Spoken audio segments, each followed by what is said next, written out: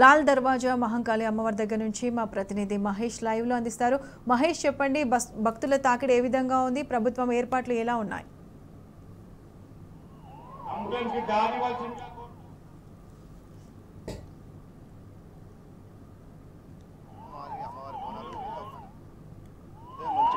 పెద్ద ఎత్తున భక్తులు చేరుకున్న పరిస్థితి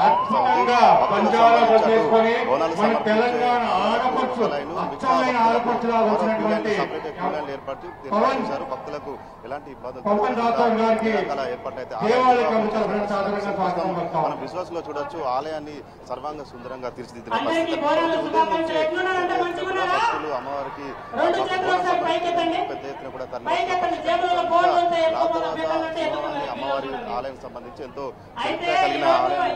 ఈసారి 116వ వార్షిక బ్రహ్మోత్సవాలు జరుగుతున్నాయి. ఆలయ నిర్వాహకులకు సంబంధించి అటు భక్తులకు ఎలాంటి ఇబ్బందులు కలగకుండా అన్ని రకాల ఏర్పాట్లు చేసిన పరిస్థితి. ఇక పోలీసులు కూడా భారీ బందోబస్తు కూడా ఏర్పాటు చేసిన పరిస్థితి. దీంతో పాటు కూడా అందుబాటులో ఉంచారు. దాంతో పాటు సీసీ కెమెరాలు కూడా ఏర్పాటు చేసి నిరంతరం ఎలాంటి అవాంఛనీయ సంఘటనలు జరగకుండా పటిష్టమైన బందోబస్తు ఏర్పాటు చేసి కూడా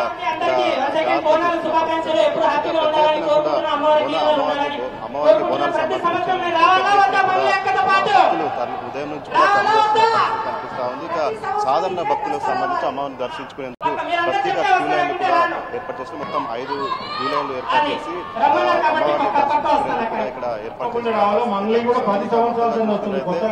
ఉదయం భక్తులు దర్శించుకునేందుకు కూడా వస్తున్న పరిస్థితి కనిపిస్తా ఉంది. ఇక సాయంత్రం వరకు దాదాపు ఉదయం నుంచి సాయంత్రం వరకు చూసినట్టయితే లక్షల్లో కూడా ఈ సింహవాహిని అమ్మవారిని దర్శించుకునేందుకు పెద్ద ఎత్తున కూడా భక్తులు తరలి వచ్చే అవకాశం కనిపిస్తా ఉంది. ఇక భక్తులకు సంబంధించి ఎలాంటి అవాంఛనీయ సంఘటనలు కూడా ఏర్పాటు చేసిన కనిపిస్తుంది. దాంతోపాటు భక్తులకు సంబంధించి తాగునీరు కావచ్చు, ఇటు ఏర్పాటు